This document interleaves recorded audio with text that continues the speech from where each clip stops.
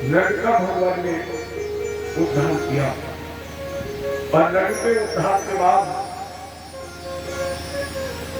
बलभद्रा कुरुश्रेष्ठ भगवान रथमास्थिता आजहाव यमुनाम बलराम जी ने बड़ी यात्रा की। आज ब्रज में पहुंचे गोकुल। दूसरे दिन सुबह सो करके उठे और बालों से कहा यमुना जी से कह दो बलराम भैया आए, उन्होंने तुम्हारा स्मरण किया, वो स्नान करना चाहते हैं। यमुना जल कीड़ा कमीशना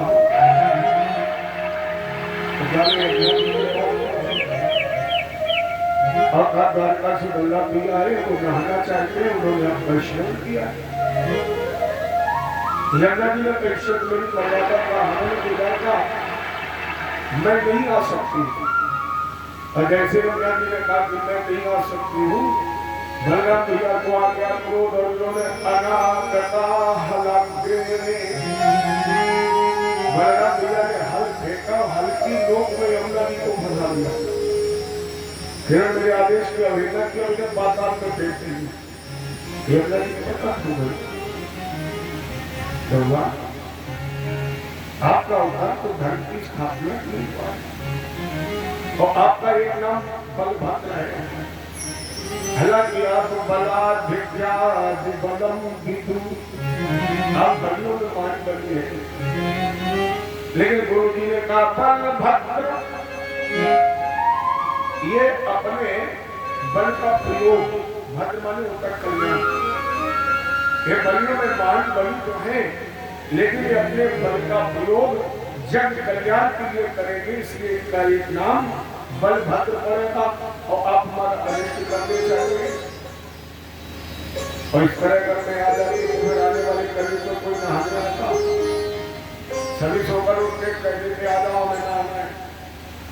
तो बलराम जी को दया गई, यमुना जी को वही छोड़ दिया।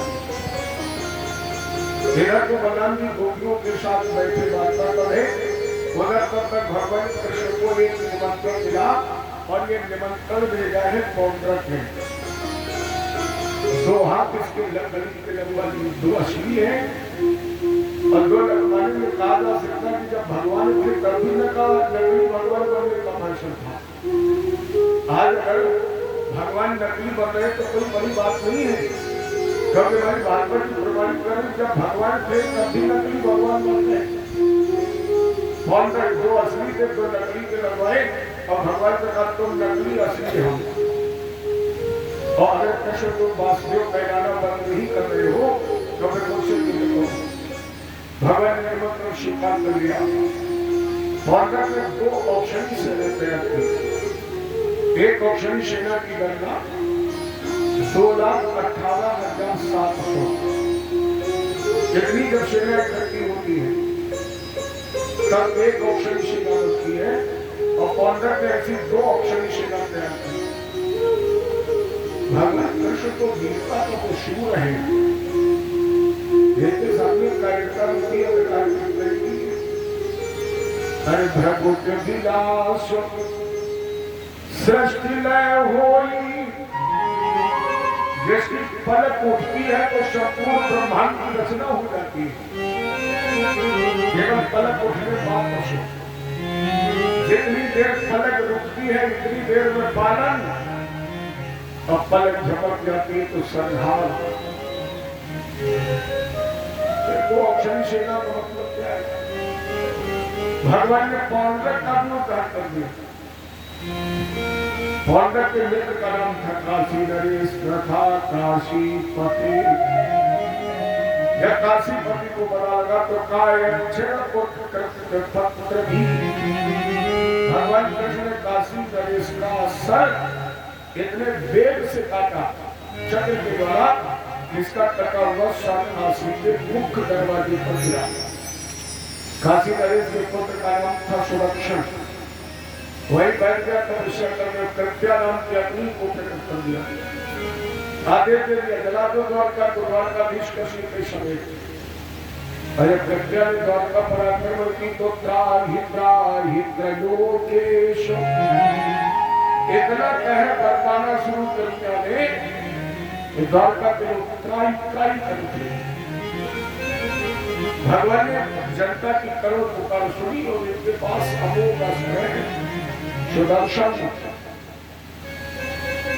क्योंकि उसके पास सुदर्शन है, उसका कुछ कोई बिगाड़ ही नहीं सकता है।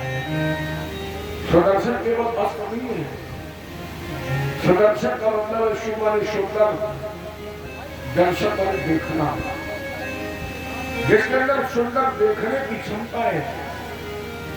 अजय योग शास्त्र में एक सूक्ति है चित्तवृत्त योगा इप्सा योगा, जिसने अपने चित्त की वृत्ति को जीत लिया है वो निसंदेह योगी है।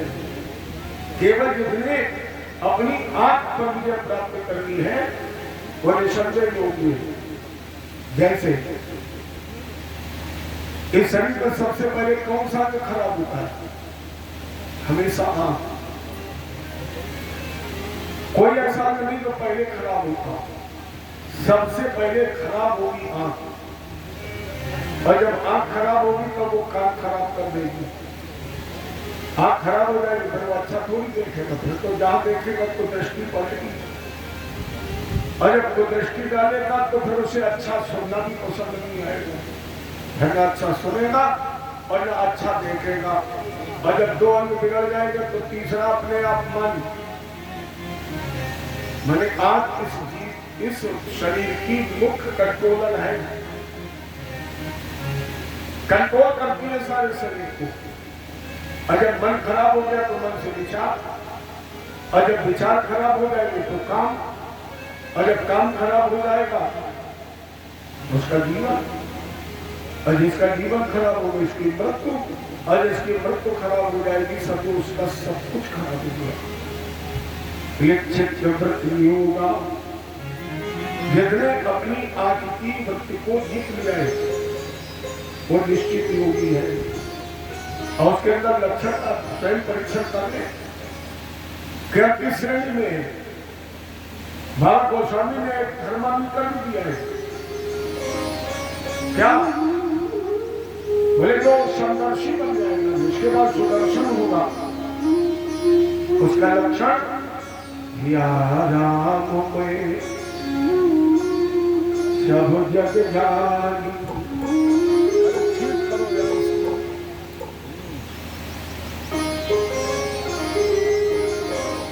अब की बात मुझे कहना न पड़े, माइक फेंक दूं नीचे।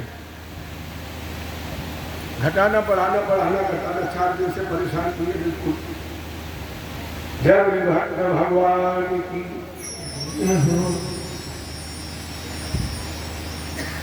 यहाँ लड़ाई होती होती अपना सिया राम में सब जग जानी, करो प्रणाम दूर जुग पानी। दूसरा लक्षण जननी सम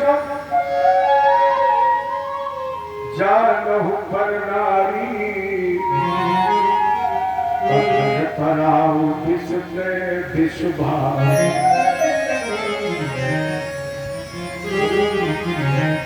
तुम लोगों को आदत होती हम लोग नाराज हो तभी तुम ठीक हो। चले 2 बार नाम गाइए, थोड़ी शांत। श्री राम जय राम जय जय राम,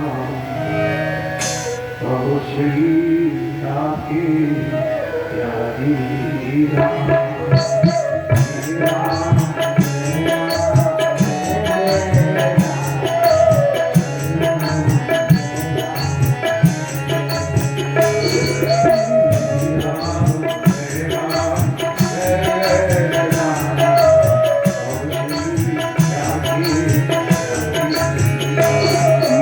श्री राम जय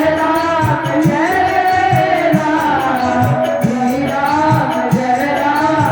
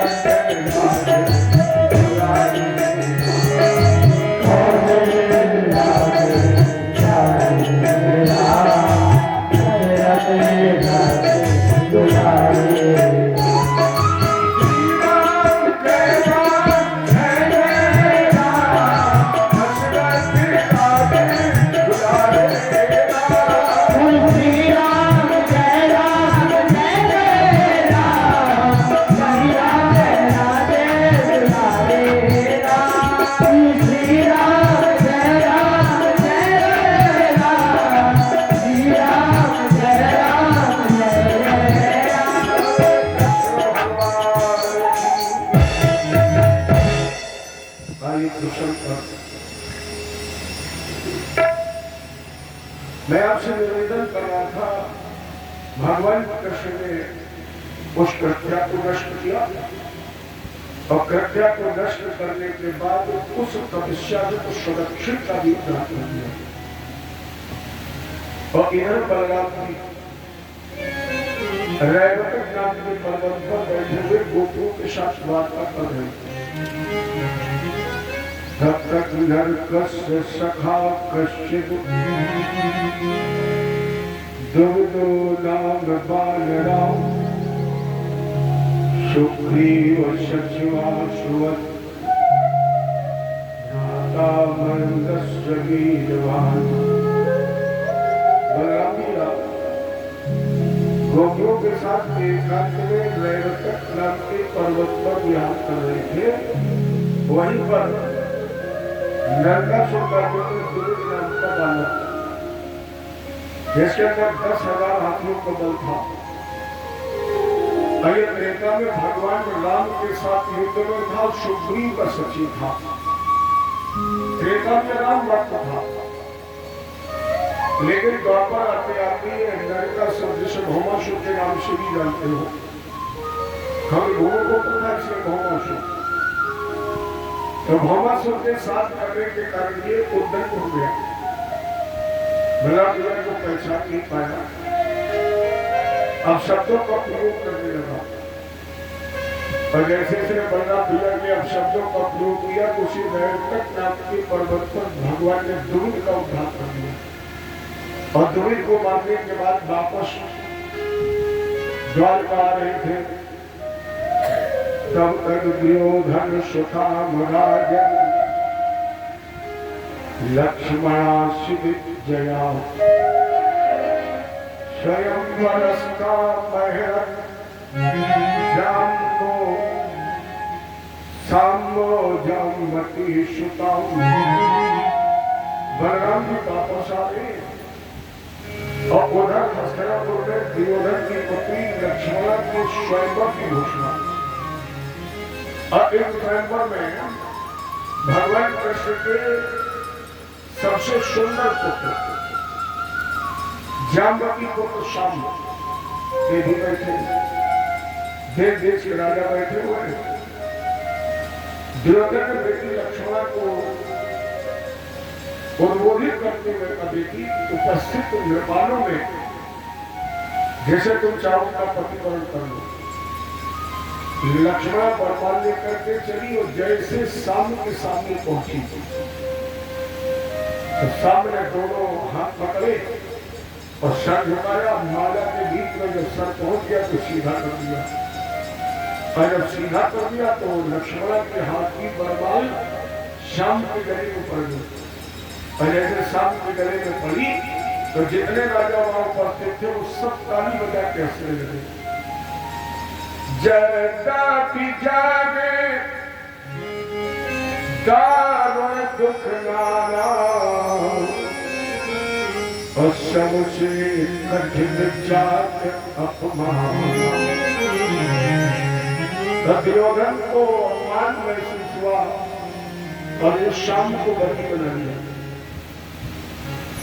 भगवान कृष्ण को पता लगा, कभी मंथन करने लगे कि दुर्योधन को समझाने को जाए, कभी हमें तो वो अपने नंबर 1 का शत्रु मानता है और मैं समझाने गया दुर्योधन न माना तो मार दिया जाए। अब किसे भेजा जाए जो बात मान ली।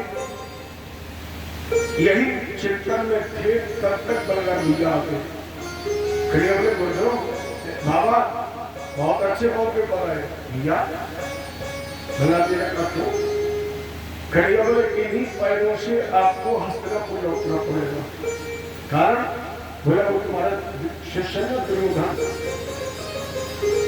और सामने को बंद बना लिया है, अब आपका शिष्य है तो जाकर समझा दो, विवाह कर दे। बलराम जी ने कहा एक बात समझ लो, आप गए, आपने समझाया और दुर्योधन न माना वो भी बोल सकता है। आप जाएं और आपकी ना माने, आप क्रोध में आ जाएं तो भी दुर्योधन बच सकता है, क्योंकि आपने तो बहुतेरों को बचाया है, आवेश में आने के बाद भी बचा दिया। लेकिन एक बात समझ लो, हमें आता नहीं है, तो अगर आ जाए तो फिर कोई बचा सकता नहीं। खाका इतिहास के पढ़ने में लिख जाएगा कि गुरु ने शिष्य को मार दिया। अच्छा, हमें ज्यादा है तो कोई मझवा नहीं दे, मध्यस्थ, क्योंकि शादी बगैर मध्यस्थ के, बगैर मझवा के होती है। कोई ना कोई तो संकेत करता है, और मझवा को होना चाहिए बुद्धिमान। अगर मझवा बुद्धिमान न हुआ तो बिटिया वाले गाली देते हैं, और लड़का वाले को रावण मान के गुरुद्वारे पानी धाम दे। हालांकि शादी कराने का भी एक नशा होता है, सभी करा सकते हैं। मैं 35 साल हो गई कथा करते हुए, आज तक हमने एक नहीं करा पाए, एक शादी नहीं करा पाए। लोग हमसे पूछते भैया हम जानते हैं, भूले ही जाते हैं। लेकिन जो नशा है, जिन्हें शादी करा ली, जब तक साल में 2-4 लोग भावने न डरवा ले, चाहे घर वाली गाड़ी दे, भले 200-400 रुपया पे किराए की जेब पे लग जाए, वो बगैर शादी कराए मानते हैं। इन्हें मझवा चाहिए बुद्धिमान,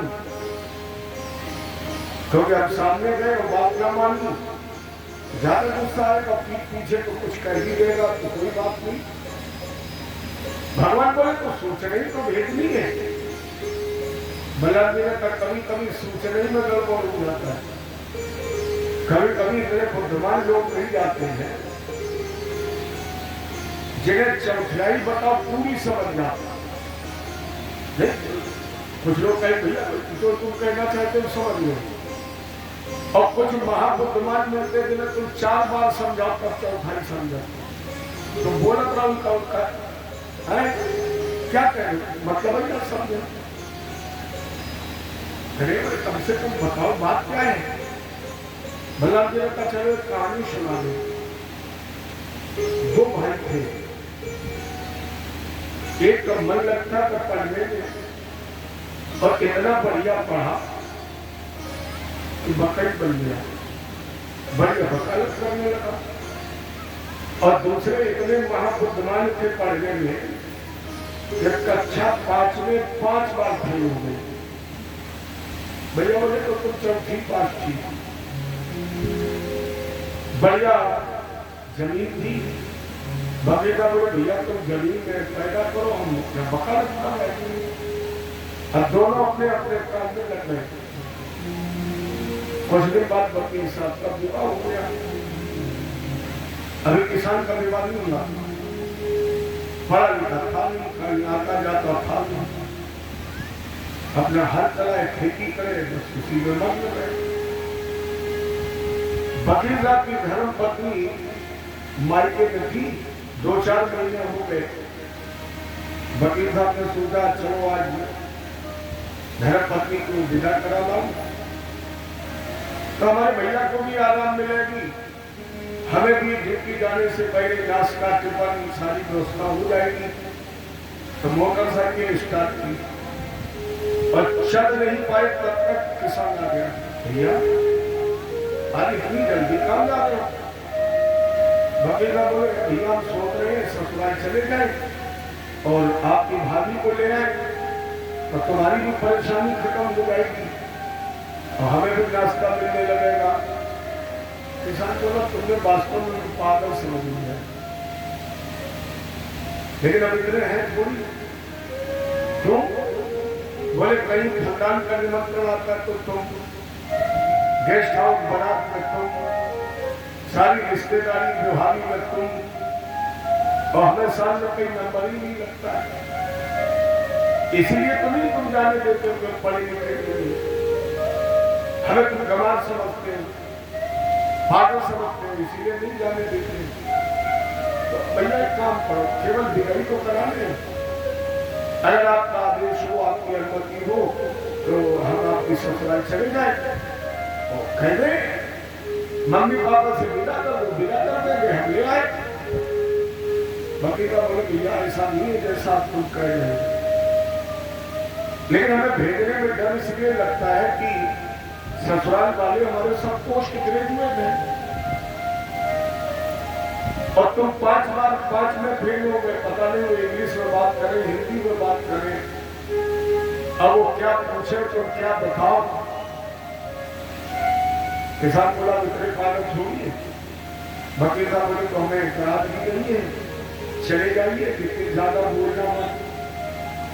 अगर कोई तुमसे बातचीत करे, कोई प्रश्न उत्तर करे तो बहुत सोच समझ के हाना का उत्तर देना, ज्यादा मत बोलना। तो हाना को बोलते रहोगे तो सब ढकी बोली बनी रहेगी। किसान ने कसम खा ली, मन में कसम खा ली कि भैया हम हाना के अलावा कुछ कहेंगे ही नहीं। देखे मैं वकील साहब की कैसे नाक कट जाए, बढ़िया VIP सूटकेस, और जब ससुराल के लिए चले तो पूरी रास्ता केवल इनने एक ही मंत्र गिना, पहले हाँ फिर ना, फिर हाँ फिर ना, फिर हाँ फिर ना, और इतनी बार हाना की मेरे रास्ता समझ में नहीं आई, ससुराल पहुंच गए। जैसे दरवाजे पर पहुंचे मेरी सास, हो आज छोटे तो मत आ गया, बढ़िया कमरा खोला, डंडा पे डंडे को बैठाला, सास की बड़ी बैठ गई, नाती ने कहा मम्मी को कह दो चाय बनाए, कह रहे छोटे फूफा आए, अंदर चाय बनने लगी और माता जी को चाय नहीं पड़ी। अच्छा जितने लोग यहाँ सास वाले बैठे होंगे उन्हें सबको पता होगा, चाय बाद में आएगी, सास हालचाल पहले पूछेगी, तसल्ली नहीं होगी। माता जी ने कहा चाय आ रही, तब तक कुछ हालचाल पूछ ले। माता जी ने पूछा बेटा घर से आ गए, 1 मिनट सोचा और उंगली की तरफ देखा, बोले हाँ सब कुशल मंगल, कहीं ना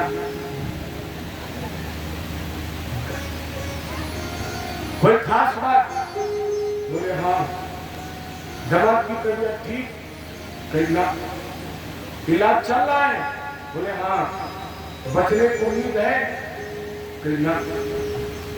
अब बताओ सास के सामने कह दी जाए कि दिमाग बहुत सीरियस है, बचने की उम्मीद नहीं तो सास चाय बनाएगी, तो खोपड़ी पी गई, तो वही उसने खोपड़ी पी की भागी, बहू से कही बोले चूल्हा बंद करो, फेंको भरोगा, और लड़का को भेजा पापा को बुला के लाए, बाबा को बुला लाए। बहू ने कहा माता जी रो क्यों रही, क्या बात है? सास बोली बहू हमें तो तभी संदेह हो गया था जब छोटे दामाद आए कि कोई खास बात है, तो पहले कभी आई नहीं, और आज पहली बार है तो हम जान ली कोई खास बात है। तो बहू ने भी पूछा, माता जी ने बता दिया, जैसे माता जी ने बताया तो बहू को मिले। अब सास और बहू दोनों बढ़ने लगी तो 4-5 छोटे छोटे बच्चे थे, वो रोने लगे। मोहल्ले की माताओं ने देखा कि अभी सब ठीक था, छोटे दामाद आए, रूना पीटना पड़ गया, क्या खास बात है? तो जो माताएं वहां जानने आए वो ये ना पूछे कि तुम क्यों रो रही, जो आए सो रोने लगे। अरे माताओं को परमात्मा ने तो स्वाभाविक गुण दिए हैं जो किसी मनुष्य के पास नहीं है। आदमी के पास वो गुण नहीं है, 2 गुण महिलाओं को भगवान ने विशेष रूप से दिए। पहली एक शक्ति दी है, कोई भी पुरुष किसी स्त्री की तरफ एक बार देखे, केवल एक बार नजर डाल दे, और इसके बाद उस स्त्री से ये पूछा जाए कि तुम ये बता सकती हो तुमने इसने तुम्हें किस भाव से देखा है, तो एक नजर से स्त्री ये पहचान जाती है कि इस पुरुष ने मेरी तरफ किस रूप में देखा है। ये शक्ति पुरुष के पास नहीं है, लेकिन महिलाओं के पास है। वो जान जाती है कि तुमने मुझे बहन के, बेटी के, माँ के किस रूप में देखा है। और दूसरी शक्ति परमात्मा ने दी है आंसुओं की, रोने की, असली आंसू, नकली आंसू, व्यवहार में आंसू, अपना काम बनाने हो तो आंसू।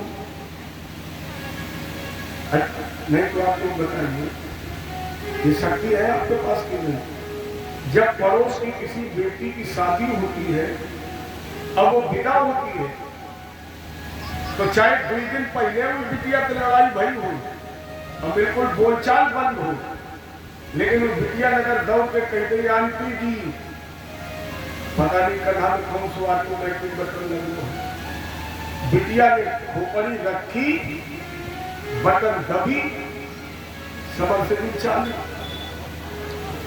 अपने आप का पूरी सारी भीग जाए आंसू पोछत पोछत। तो वो मोहल्ले की माताएं भी रो रही थी, कोहराम मच गया और किसान ने सोचा मर गए। लोग कहते थे ससुराल सुख की साल लाहे बिना 2-4, कुछ लोग कहते ससुराल में जाओ तो खूब पेप्सी, चाय, समोसा, नमकीन, हमें का पता तो भी आंसू भी लगे। ओ इसीलिए वकील साहब ने कह दिया चले जाओ। अब हम समझ पाए तो घर वाले रीडे में मस्त और कहने पर चुप्पे उठाई लखी वापस, किसी से कहा भी नहीं हम जा रहे, लौट आया। वकील साहब ड्यूटी जा रहे, इधर उधर देखा, बोले खाली हाथ लौट आए। किसान बोले ही बता देते कि साथ दमाद के देखा देखा तो रोने लगा, तब समझो में नहीं जाते तो तुम्हें विदा की पड़ी। अब हम देखते ही देखकर पूरे मोहल्ला में मरी पड़ी, तो मैं विदा। वकील साहब ने हमारी समझ में तुम कुछ कर यार, वो गड़बड़। किसान बोला वकील साहब या गंगा, ये तो है हम गलत है कि तुम गलत हो। देखो एक लोगों ने कहा भैया तुम झूठी कसम का खा भगवान की, बोले भगवान की 24 घंटा झूठी कसम खाओ, उनका मना था। अच्छा पूरी दुनिया उनके नाम की झूठी कसम खा जाओ, खूब रोज गंगा झूठी पाए, उनके ऊपर क्या फर्क पड़े? बोले हम एक मारे झूठी कसम खा, हमने उसकी मान ली, हमने कहा गंगा है इधर, लेकिन हाथ अभी करे उठाइए। बोले क्या गंगा भैया कसम हमने हाना के अलावा कुछ नहीं कही, मैं गड़बड़ हो जाए तो बताओ हम क्या करें? भतीजा बोले मिला कौन था? मिला बोले मिली तुम्हारी सास। एक बात है तो जर्दा बहुत अच्छे होते, आनंद अपने मन को ये था कि अगर वो दुपहिया मिलती ना तो हम तो 3-4 घंटा पहले सो लेते, इतना बढ़िया करता था, लेकिन वो मान बैठ गई। अब बोले घर से आ रहे, हमने कह दिया हाँ, बोले कुशल मंगल, हमने कह दिया ना, चलो तो ठीक। फिर उन्होंने पूछा खास बात, हमने कह दिया हाँ। उन्होंने पूछा दमाद की तबियत ठीक हो, हमने कह दी ना। बकरीदा बोले चलो फिर बोले ठीक। इसके बाद सास ने पूछा इलाज चल रहा है, हमने कह दिया हाँ। बकरीदा ने लंबी सांस खींची, बोले चलो कम से कम बिगड़ी बन गई। फिर इसके बाद तुम्हारी सास ने पूछा बचने का उम्मीद है, तो हम क्या करें? नाक को नंबर आ गो, तो मैंने तो कहीं नहीं पहले यहाँ फिरना, तो आज वो नाक को नंबर से हमने कह दी ना। बकरी का बोले तो बहुत बार पर कर जाऊँ, और वह बात पूरी नहीं हो पाई। बकरी साहब ने देखो 2 ओमनी, 3 बुलेरो, 4 बैंगना, सास सारी, ससुर सराहत, 10-15 मोहल्ला की। बाकी का बोले तुम्हारे जैसे बिना लड़मैया ठीक है, तो एक जगह मांगूंगा तो मोहल्ले चलू है, समझ बताओ क्या? बलराम जी ने कहा अगर ऐसा कहीं उत्तर प्रत्युत्तर हुआ जैसा किसान ने किया, तो खन-खन गुरु के हाथ से शिष्य मार दिया जाएगा। इतिहास के पन्नों में लिखा जाएगा कि गुरु ने अपने शिष्य को मार दिया। मध्यस्थ बुद्धवान होना चाहिए, सामने नहीं जाऊंगा, खड़े बोले उद्धव जी को ले जाऊं। भ्रष्णी नाम प्रवरो मंत्री कृष्णस्य दैता सखा, और शिष्यो बृहस्पति साक्षात उद्धव बुद्ध शतमा।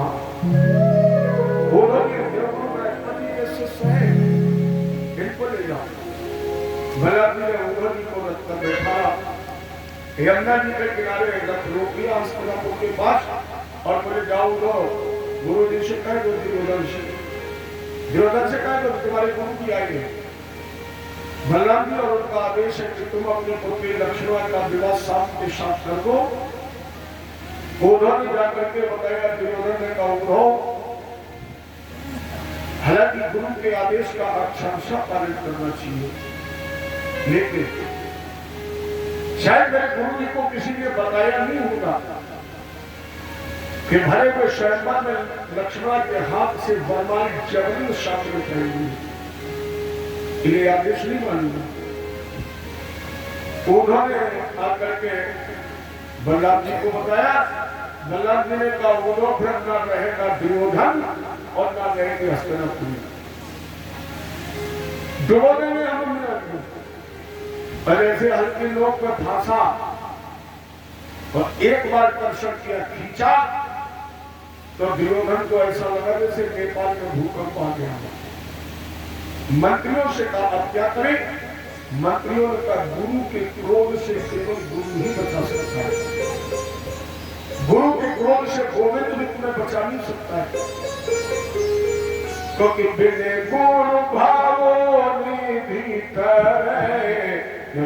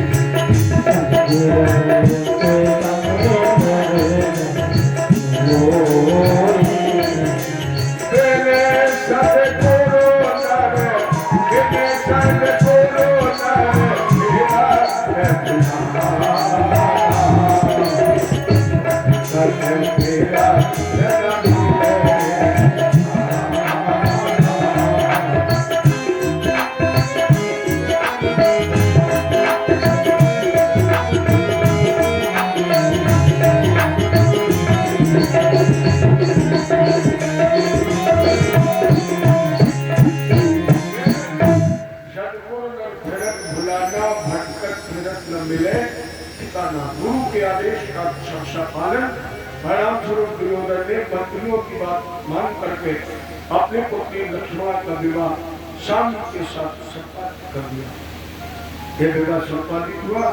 बलराम जी लक्ष्मण और शाम को लेकर के द्वारका पर आए और इन्हीं के मध्य में बलराम जी के और कृष्ण के पास एक निमंत्रण पहुंचा और वह निमंत्रण आया युधिष्ठिर के राजसूय यज्ञ का।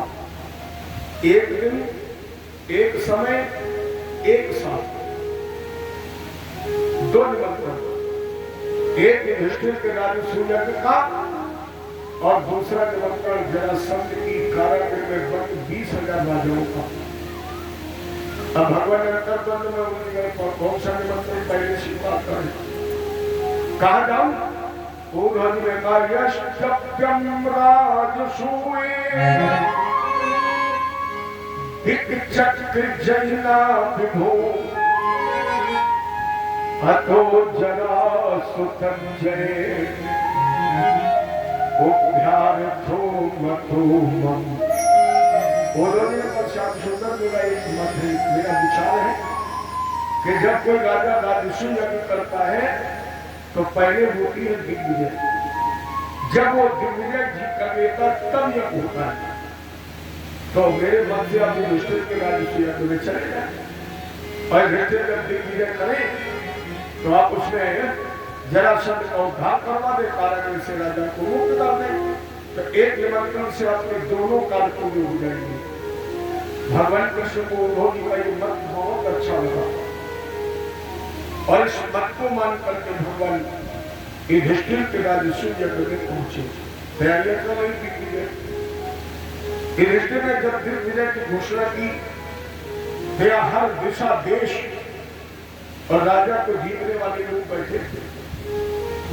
युधिष्ठिर ने कहा कोई ऐसा मेरा मित्र है जो मगर मेरे जरासंध को जीतने का पीड़ा उठाए।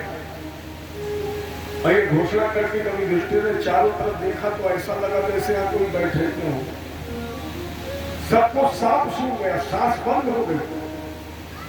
युधिष्ठिर ने कहा है कोई उपस्थित राजाओं में मेरा मित्र, और जब कोई खड़ा नहीं हुआ भगवान बोले जैसे कोई नहीं जीतेगा उसे जीतेंगे हम, लेकिन मेरे साथ सेना नहीं जाएगी।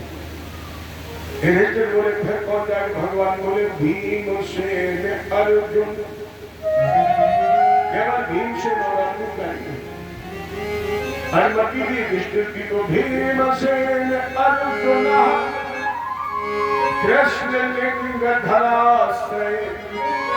भीम, अर्जुन और कृष्ण तीनों ने राजसी वस्त्र त्याग किया, बढ़िया बना लिया बाना संतों का, जनेऊ बक्षितल पर, माथे पर चंदन, हाथ में कमंडल, पैरों में चरण पादुकाएं, एक हाथ में रुद्राक्ष की माला और तीनों शब्द वेद में चल श्रीमद नारायण नारायण नाम का गान करते हुए जैसे जरासंध के राज दरबार में पहुंचे, जरासंध ने तीनों शब्दों को प्रणाम किया और तीनों शब्दों को प्रणाम करके फिर इसकी आवाज ठीक करो, देखो कहां गई।